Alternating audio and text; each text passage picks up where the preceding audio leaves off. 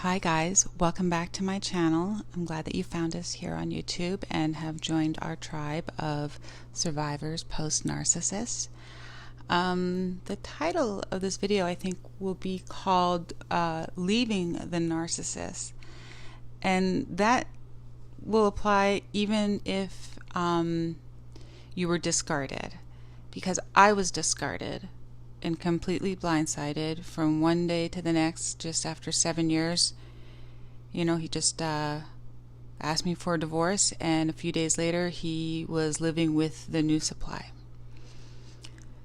But when I say, leaving the narcissist, what that means to me is when you find out that they're a narcissist and that it was all part of the game. Like, once you know, like, you can't unknow the fact that they're a narcissist. And when I say leaving the narcissist, that means kind of like mentally, like leave them behind, even if you were discarded. And that took me a really long time to do. I had to really study what a narcissist was, because we all kind of go through those periods where we think that we're the narcissist, that it was us that was, and that's part of their mind game. But anyone who's listening, remember that true narcissists don't ever question whether they're a narcissist. Like, they don't even ask that question about themselves. Only an empath will. So when I say leaving the narcissist, that means leaving them within yourself, after the discard, and, and you're going through, the emotional crush of being crushed by someone that you thought loved you. You gotta, like, the leaving them emotionally is the day when you can walk away from thinking about them constantly, from looking on their social media, that wondering if they're going to come back, that, like, after not just going no contact, but the stage that comes after that is when you truly leave them emotionally and you can walk away from the narcissist. You can leave the emotion and the attachment behind, because that's the only that's where the true freedom is for us. We can be living in different houses or different cities or different countries. We can be in a new relationship even. We can, they could be like 2 supplies down the road from when you guys broke up, right? But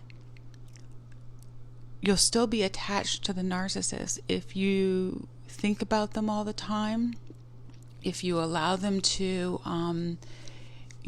dictate the kind of decisions that you make within your life, or if you allow them to dominate your thoughts. If you allow that, then you haven't truly left them, right? And that's like kind of our goal that we're trying to do, to truly leave the narcissist behind. And that's more than going no contact. This is the turmoil that we all have within our minds, and that's normal. We were with the demon. they really kind of messed us up.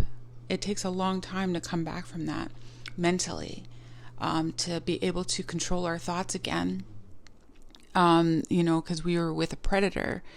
And it was almost like Stockholm, syndrome, right? Where, the trauma bond that they created within us, it lasts for a long time. That's why breakups with narcissists are different, because there was a trauma bond. They loved and hated us at the same time towards the end, and we didn't know it, right? Like, just like if you're with a kidnapper, your kidnapper can, kill you at any time, but you're staying with them. And that's like a trauma bond that will, and I know that's an extreme example, and I don't really mean it to be, but like, I'm just saying, like, when you're in like the mental state of constantly still thinking about the narcissist, even years after the fact, after there's no contact, after you've resisted, hopefully, the Hoover that always eventually comes. Sometimes there's several Hoovers, and that ends up being a pattern. After that, we want to leave the narcissist within our minds and within ourselves. And that, that's our true walk towards freedom. Even though we haven't seen them in years, the day that we're able to walk away and free ourselves from the thinking and the thoughts and the repetitiveness within ourselves, when we're thinking about them, when we can, that's when we really move on, right? And it can take, and I'm definitely one of them, that could take years, unfortunately, but it doesn't matter to me how fast or slow I'm walking, as long as I'm walking away from them, and I'm walking away from the thoughts that I have of them. I know I'll get there, even if I'm moving slow, and I don't want to move backwards, that's for sure. That's why you have to resist the Hoovers, right? So I think this is like an important step. And sometimes I do a lot of journaling, and I've got so many different journals for different topics. And, sometimes I have looked back at the journals that I kept right after the discard. And I'm tempted to just, throw all those away or burn them or something. And I think that might be part of my therapy, because the things I wrote in there were, words of me trying to get them back, or, and that could be part of me really walking the day I burn all those journals or get rid of them.